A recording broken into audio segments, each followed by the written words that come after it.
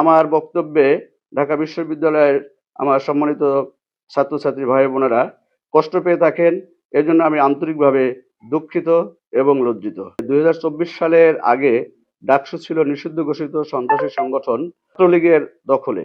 ছাত্রলীগের পলাতক সাবেক সাধারণ সম্পাদক গোলাম রব্বানী ও পলাতক সভাপতি সাদ্দাম হোসেন 2019 সালের ডাকসুকে কুক্ষিগত করেছিল। এই পরিচয়কে ব্যবহার করে তারা ঢাকা বিশ্ববিদ্যালয়কে মাদক, চাঁদাবাজি, টেন্ডারবাজির আখড়া হিসেবে গড়ে তুলেছিল।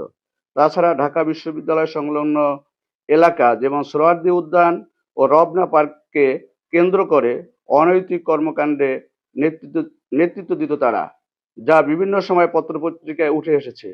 এগুলো কারোই অজানা নয়।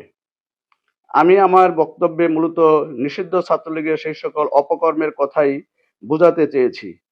জুলাই বিপ্লবের পর 2024 সালে ডাকসু নির্বাচনে শিক্ষার্থীদের প্রত্যক্ষ ভোটে ও সর্বোচ্চ সমর্থন পেয়ে ছাত্র শিবিরের প্যানেল নির্বাচিত হয়। এরপর থেকে ডাকসু চাঁদাবাজ, মাদক কারবারি, সিট বাণিজ্য ও অনৈতিক কর্মকাণ্ডের বিরুদ্ধে সরব ভূমিকা পালন করে আসছে। সেই প্রেক্ষিতে আমি বুঝিয়েছি, নিষিদ্ধ ছাত্রলীগ ডাকসুতে যে কালিমা লাগিয়েছিল, ছাত্র শিবির তা মুছে দিতে সক্ষম হয়েছে। সম্মানিত সাংবাদিকবৃন্দ, এরপরেও যদি আমার বক্তব্যে ঢাকা বিশ্ববিদ্যালয়ের আমার সম্মানিত ছাত্রছাত্রী ভাই বোনেরা কষ্ট পেয়ে থাকেন, এর জন্য আমি আন্তরিকভাবে দুঃখিত এবং লজ্জিত।